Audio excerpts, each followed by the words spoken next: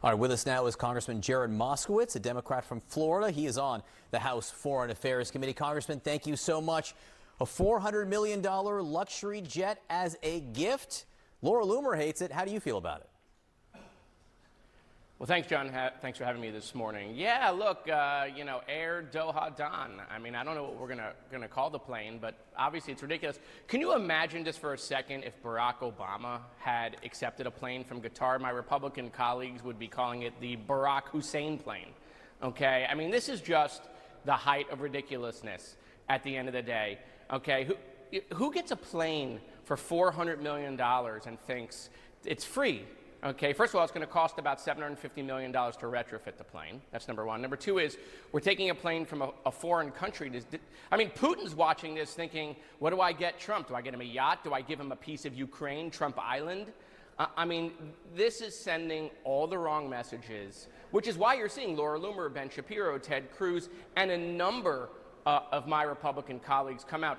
And the best part of this, the swampiest thing about this entire thing is the person who issued the memo approving the plane literally is a former lobbyist for Qatar. John, you can't make it up. Congressman, you were talking about the spending, the $700 million of spending you could take to retrofit it. Spending, of course, is the focus of the so-called DOGE Caucus, of which you were an early member. How are things going with the DOGE Caucus? Yeah, the DOGE Caucus is dead. You know, it had two meetings in 5 months. I was at both of them. They said we were going to be included in the process, trying to find waste and make government more efficient. And the caucus was never included. Elon and his crew did it all himself. By the way, they forgot the E part of DOGE. Nothing has been more efficient. Ask the people at Newark or flying these days if they feel that we've made the FAA more efficient. Nothing in government is working more efficient. Elon just came in and he got rid of people. He didn't know what he was doing. And so the DOGE caucus was never included. It doesn't meet. It's defunct. It's dead, period. Congressman, what lesson do you take away from that? Sorry, I couldn't hear the end of your answer there, but what's the lesson you take away from that?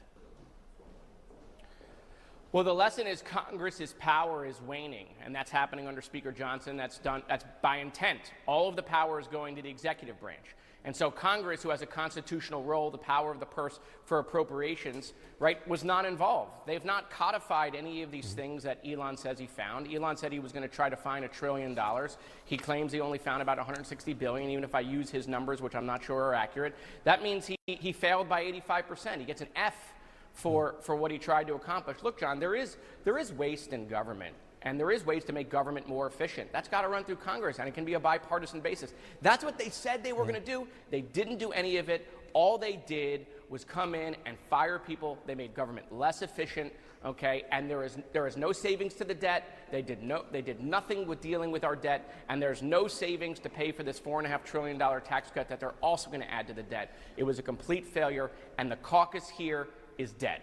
All right, so Republicans say that Medicaid, that they want to reform Medicaid to make it more efficient and find cost savings there. And there was this tense moment at the Energy and Commerce markup overnight between Republican Randy Weber and Congresswoman Alexandria Ocasio-Cortez, where he basically accused her of grandstanding on it. Listen.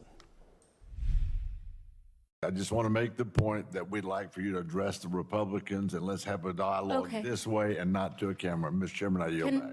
There are 13.7 million Americans on the other side of that screen right there.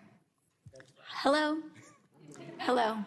I'm talking to you because I work for you. And they deserve to see what is happening here, because there are plenty of districts, including Republican ones, where 25% of your constituents are on Medicaid. 40% of your constituents are on Medicaid. And yes, I am talking. Will the gentlelady yield? I am talking to them, and I will not yield because it was a terribly disrespectful comment, and I will not yield to disrespectful men. All right, what do you think of that? And again, I will note the Republicans, what they say is they're making Medicaid more efficient. Well, number one, good for her. Number two, she doesn't need anyone's help. She's one of the best communicators up here. And number three, she's right on the point. First of all, Donald Trump said he's not cutting Medicaid, okay? And so, that's what he's been saying, okay? And yet Republicans come with almost $800 billion of Medicaid cuts, which is what the Democrats have been talking about for the last 5 months. You know, there are members here in the House and the Senate said they're not going to cut Medicaid. And it looks like, John, we're literally on our way to capitulation. And so, you know, this is taking health care away from our most vulnerable to try to offset some of these tax cuts. They're still going to add trillions of dollars to debt. Don't listen to me. Just listen to Chip Roy or Thomas Massey, who are saying that. And so